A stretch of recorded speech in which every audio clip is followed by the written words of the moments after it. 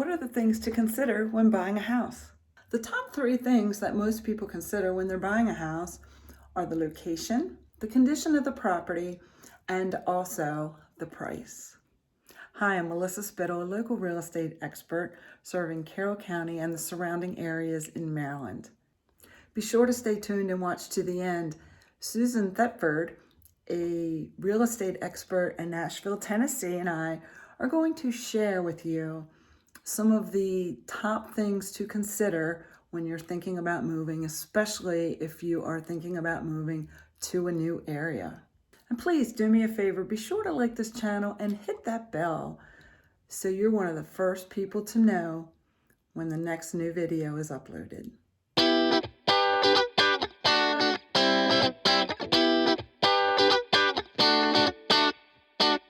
This is Susan Thetford, and today, things to consider when buying a new house. That's what we're talking about today. I'm with my friend Melissa Spittel from the Maryland area. She'll tell us exactly the location. And we're talking about the things that are important to look at when you're buying a new house, especially if you're moving to a new area, new state, new region of the country. Melissa, thanks for being with me. Thanks for having me, Susan. What an honor to join you today. Yeah, I'm in Maryland. My primary area is Carroll County and the surrounding counties as well. But Carroll County is about 30 miles north of Baltimore, probably closer to 50 miles north of Washington, D.C. And we are a predominantly rural county that has its areas that are a little more suburban. In particular, some of the towns in the area that I serve are Westminster, Maryland, Manchester, Maryland, Hampstead, Maryland. We have an area known as Sykesville, Mount Airy, Finksburg, Tonytown. So there's quite a few, and there's a few other towns too. So it's kind of a diverse area with lots of options for depending on what somebody's looking for. That's wonderful, and that's kind of what brought us to thinking this is a good conversation to have.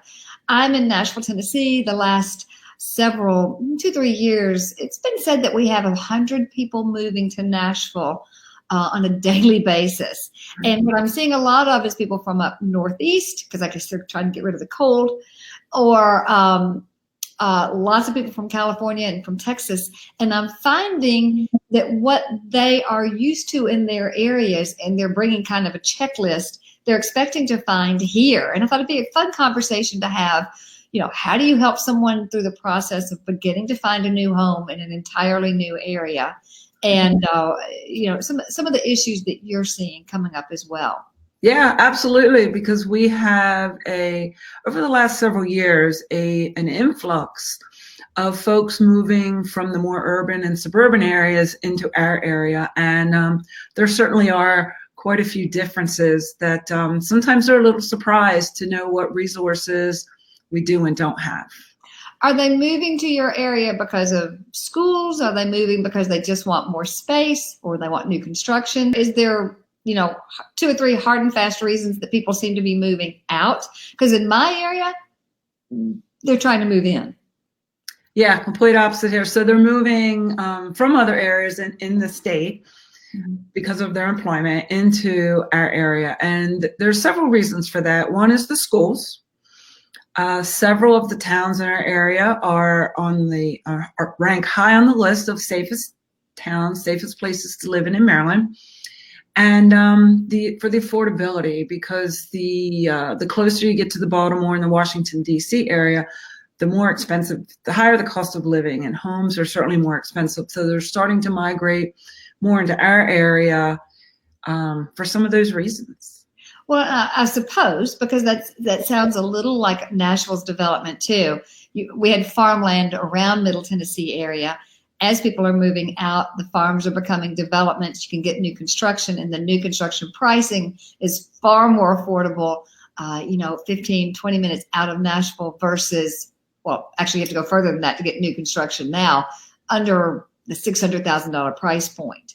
Is that driving some of yours as well, the new construction? I think absolutely. So our area is still rural. There used to be a lot more open land, a lot more farms. A lot of those have been sold off. developers are buying them, and they are certainly putting a lot of new communities are being built, and a lot of folks are moving from those other areas for the more affordable new construction. Got it. Got it. One of the things that I find is a terrific help for me is the fact that I'm a native of Nashville. So I've been able to see areas that in the 70s that maybe were not prime areas, were not the places where people necessarily wanted to be, the higher pricing or the higher quality homes. As the decades have changed, things have shifted quite a bit. So say my family, my friends' parents would not know that the Sylvan Park or Charlotte area of Nashville is now a booming area that people are flocking back to and becoming walking communities. You have to teach them this kind of thing, but I know those nuances as a native. I'm sure you're having the exact same situation, right? Oh, absolutely. Especially, for example, I live in what's known as the town of Manchester. Been in this area for many, many years. Know the area very well.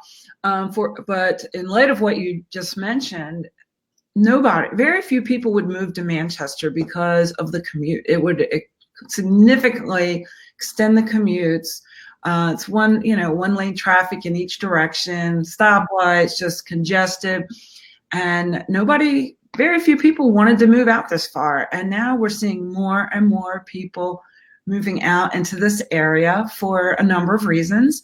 And they have long commutes, but that's the trade-off. And they're just learning to go with it. There is always a trade-off. Let's talk about some of the things. If someone's coming from another area that you're finding they're expecting in your area, and then I've got a couple here in town, and you got to help people through. Let's talk about a wish list, Mm-hmm. and then let me give you some of the realities of that. Are you finding some things in your area? Oh, absolutely, no doubt. Yeah. For example, people here coming from the north, especially, expect to find a basement. They really tell me often, say, I can be 45 minutes to an hour. I'm used to an hour commute from wherever I'm coming from. That's great, but I want to allow or find more. Tell me more about that commute, because many times I'm finding the commute was an hour, but they drove for 15 minutes. They parked their car and then they got on a train. They were able to read a book. They were able to make notes. They were able to do a lot of things in that 45-minute commute because they weren't behind the wheel driving. Mm-hmm. And it's quite a different commute here, even if it's the same time period. So I just find asking, tell me more is almost my catchphrase all the time, to really understand and can show people that's what it might look like where you're from. Here's what that would look like here. Now, is that okay? Absolutely. For us in our area, we don't have public transportation. The closest public transportation is the light rail, and we have a subway system that is, or a metro system. It's not a subway, but it's a metro. And depending on where someone lives, I would say it's anywhere from maybe 20 to 30 minutes to go to that location, park your car, and take the public transportation, most people either into the Washington, D.C. area or the Baltimore area. But, and I don't have the numbers, but there are a tremendous amount of people who make the drive in their cars all the way to their work. And oh my goodness, on any given morning during the week, I can turn on the morning news and they show the traffic on the highways, and it's bumper to bumper, just creeping along. And it's just amazing the number of people that they don't like it, but that's what they have to do to get to work. Yeah. Well, and maybe that's that's one of the reasons they're moving away. And I want to make sure that I can help position them in a place where that won't be the case. When someone's coming to your area, I'm sure you do the same thing. No matter what, everything begins with what can you afford, right? Absolutely. It's a tough question to say, look, we need to know how much money you're coming with, what your down payment's got available. We've got to have a place to start to play then now with your wish list. And it always begins with how much money have you got to spend, right? Well, that, and I don't know about where you are, but for us, how much can you afford? How much does a lender say you can afford? Because sometimes that differs from what people think they're going to be able to afford. And then the other thing that's really crucial here is what type of loan are they going to be using? Because we have a variety of different loan options. There are some loans where somebody can buy a house with no money down. Mm-hmm. And then there's, as you know, the conventional, which has different, 3-5%. Some people put down more. And for us, so some of the different types of loans also dictate the condition that house must be in order for that loan to be, the house has to be eligible for a loan as well. So, for example, if I'm working with somebody and they're at a certain price point, and I know they are going to be using a specific type of loan, I have to make sure that house is going to work for that type of loan as well. Make sure the condition satisfies the requirements for the loan. Sure. So having a realtor who understands the areas that maybe in my area, it's a THDA loan, Tennessee Housing Development Association, knowing which loans are available, that's huge. I brought that point up. I am glad. Yeah. You just brought up something else also. If you, a minute ago that I thought of as well, so many of us depend on, if we don't have internet and we don't have fast internet, we are ready to cut somebody's throat. Yeah. You know the nuances of your area. And I can say the same thing. I have a service that there's a pocket of 6 blocks that I'm not going to get any service from. So if I happen to live in that area, or I bought a house in that area and I suddenly couldn't have any service, I wouldn't want to be me as a realtor. I know. Yeah. Yeah. We have those areas too where self-service is either non-existent or very limited. And internet service is can be difficult to access in certain areas. Exactly. For somebody who works from home or has kids who rely on technology for schoolwork, there are certain areas or certain locations that aren't going to work. What are some of the things that you find that someone coming from a different area expects to find in your area that they're not going to? Is there anything? There is, actually. That's a great question. So one of the, I think, significant things is in our area, our public safety is different from what most people are accustomed to. In our area, the fire departments are all volunteer fire departments. Oh. We do not have paid fire departments. Now, I will say most of the volunteer fire departments do employ paramedics and drivers, a minimum skeletal crew, basically. So if you live for somebody who's moving from the more urban area, they're used to calling 911. It's a government provided, paid service. Up here, it's not. The other thing with police, we have the Maryland State Police, but there are certain areas that they don't really cover too much. And we have local sheriffs, and then also each individual town has its own town police force. And they don't all work 24/7. So if you call 911, need police, you might have a little bit longer wait than you're used to waiting for in the more urban areas. Interesting. Mm-hmm. I just thought of this too. Are you where you are? Because you've mentioned several times that you can be pretty rural. Are you mostly septic tank? Are you mostly sewer? Are you having? It depends. We still have a lot of septic systems. But then in the town, in most of the town limits, it's public sewer. But then on the outskirts, you have septic systems, and that's a great question. That's a great point you brought up, because people who are moving here from the more urban areas, they aren't used to septic systems and wells. We have a lot of wells too. So it's having grown up in the area, I'm very familiar with both, and feel that I can educate and help people understand that just because a house is on a septic system, it's not the end of the world. You just have to take care of it. Well, and you have to know how to take care of it. Yes. I mean, again, that's again back to the finding someone who's an expert within their area. Not only you've grown up there, you've seen the fluctuations, you've seen the changes, but you also understand that if they're really tight on their budget, and you have a septic system, here's what annually you need to do. Yeah. Somebody has a pool. Here's what you need. Here's the real down low on what it's going to cost to maintain that pool. And it's not to talk anybody out of anything. It's just to educate. Sure, because I don't want to see somebody buy a house and they're not prepared for certain of these items that they need to plan for, set money aside for in their budget, and then all of a sudden, they're in over their heads. And I certainly don't want to see that happen to anybody. You don't know what you don't know. Yeah, and that's the truth. That's the truth. Well, one of the things that I'm constantly surprised because we don't really have basements here in Nashville.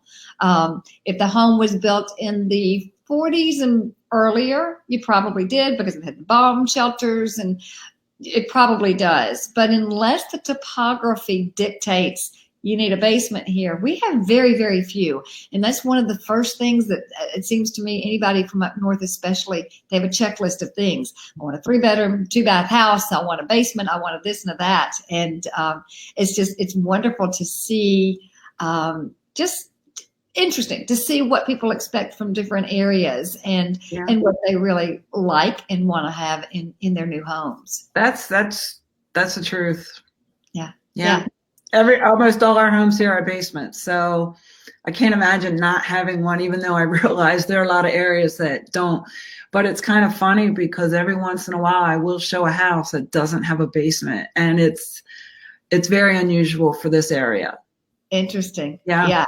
The only worst thing about doing laundry is having to go downstairs and do your laundry in a basement. Not going to happen.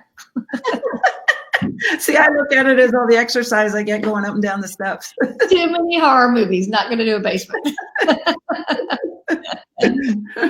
Well, Melissa, this is fun. I love talking to other agents from other areas and learning from you. One last question: are you all, when you close on a house at 12 p.m. today, do you take possession of the house, or do you have an escrow situation? Nope, you take possession. You get the keys. And depends on how you negotiate it, but okay, yeah. I'm shocked with all the places where it's a 30-day escrow or something. It's just nope, we don't have that. Everything is lined up in place, and the keys are transferred, and just like that, the ownership changes. That would be a rude awakening to walk away from a closing where you just gave somebody $400,000 and you still can't get into it for 30 more days. I can't imagine that. I don't understand how that works. I'm glad I'm not a real. Yeah, the only time when that happens is somebody has a rent back. Yeah. Well, every situation, every contract's different. You can always negotiate to meet those needs. Yeah, but, and clearly every area or every different states do things differently. Which is why you need someone to help walk you through every step of the way. Yeah. Well, thank you. One last thing. Nothing like it is on HGTV, right? Oh, yes. Nothing is like it is on HGTV. Very rarely. That's just a given. Yeah. But I will say, real quick though, speaking of HGTV, it's fantastic. It gives sellers a fantastic idea of what they need to do to get their house ready to list it, stage it, paint colors. I think it's really helpful for that. True. You can easily see the difference. There's one that I love. It's called List or what is it? Love it or list it. Love it or list it.